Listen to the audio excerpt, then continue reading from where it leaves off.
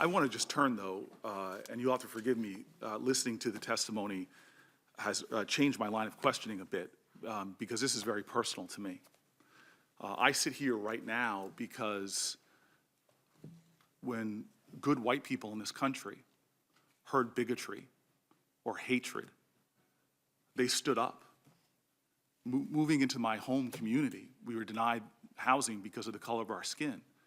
And there was white Americans from Bergen County who banded together to fight against racism, to fight against hate speech, to fight against people who had broad brush generalities about people based upon their ethnicity, based upon their origin, based upon their religion.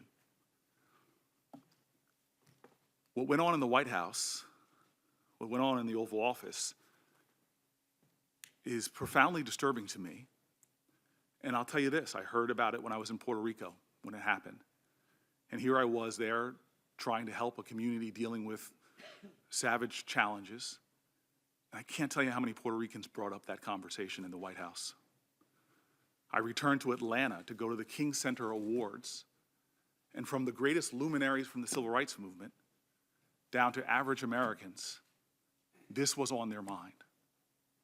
I returned to Newark, New Jersey, and I talked to African Americans from Africa. I talked to Central American Americans. I talked to regular Newarkers, and this was top on their mind. Yesterday, I talked to the ambassador from Haiti, and to see all that they're doing as a result of this conversation. Now, I've been in the Oval Office many times, and when the commander-in-chief speaks, I listened.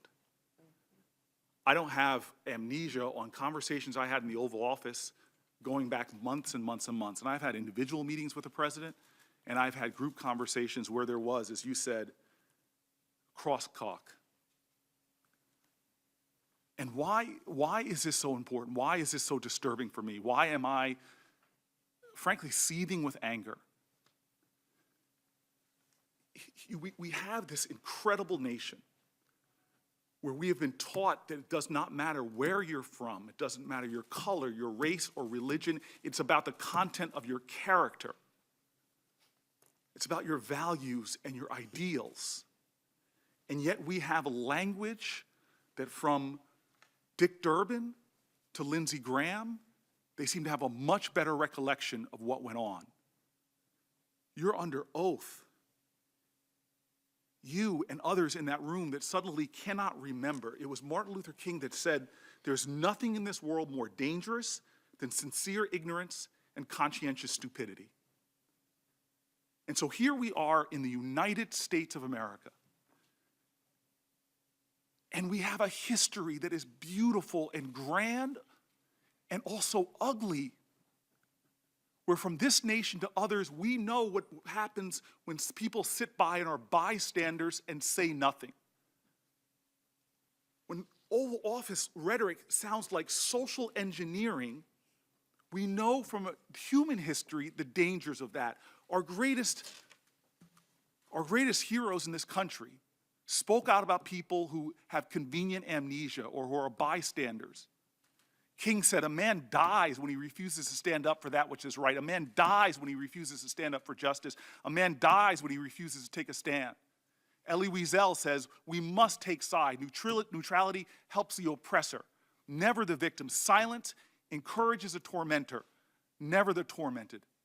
Gandhi said, silence becomes cowardice. Cowardice when the occasion demands speaking out like Lindsey Graham did,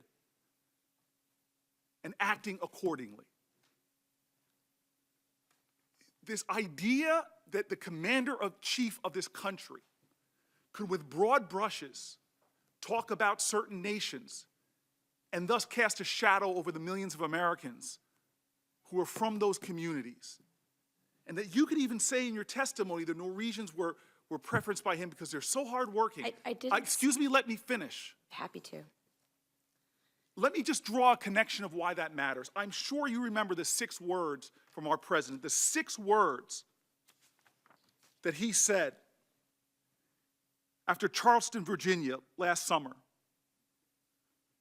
People marching with tiki torches and hate, when he said there are very fine people on both sides. very fine people on both sides.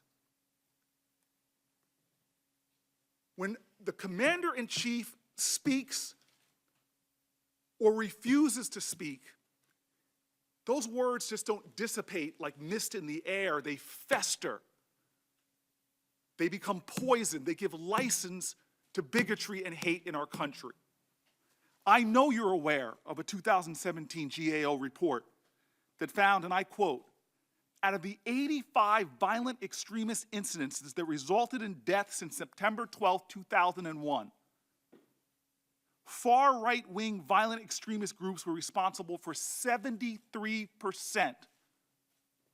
When I go through the Black Belt in the South, when I'm in Atlanta, black churches in Newark, they're concerned about jihadist Islamic terrorism.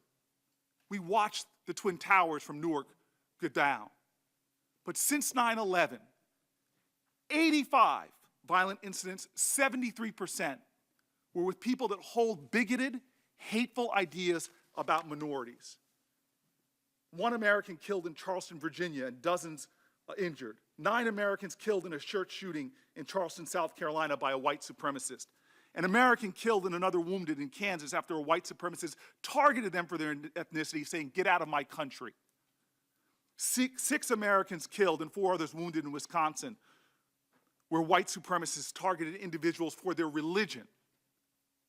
The commander-in-chief, in an Oval Office meeting, referring to people from African countries and Haitians with the most vile and vulgar language. The language festers. When ignorance and bigotry is allied with power, it is a dangerous force in our country. Your silence and your amnesia is complicity. Right now in our nation, we have a problem. I don't know if 73% of your time is spent on white supremacist hate groups. I don't know if 73% of your time is spent concerned about the people in fear in communities in this country, Sikh Americans, Muslim Americans, Black Americans. The fact pattern is clear of the threats in this country. I hurt. When Dick Durbin called me, I had tears of rage when I heard about his experience in that meeting. And for you not to feel that hurt and that pain and to dismiss some of the questions of my colleagues, saying I've already answered that line of questions when tens of millions of Americans are hurting right now because of what they're worried about what happened in the White House. That's unacceptable to me. There are threats in this country.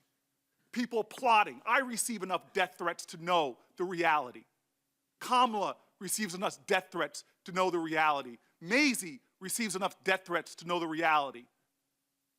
And I've got a president of the United States whose office I respect, who talks about the countries of origins of my fellow citizens in the most despicable of manner. You don't remember. You can't remember the words of your commander-in-chief. I find that unacceptable. Mr. Chairman, I'm grateful to be on this committee. I'm more than ever today happy I am here. Thank you. Thank you. Senator Graham. Sir,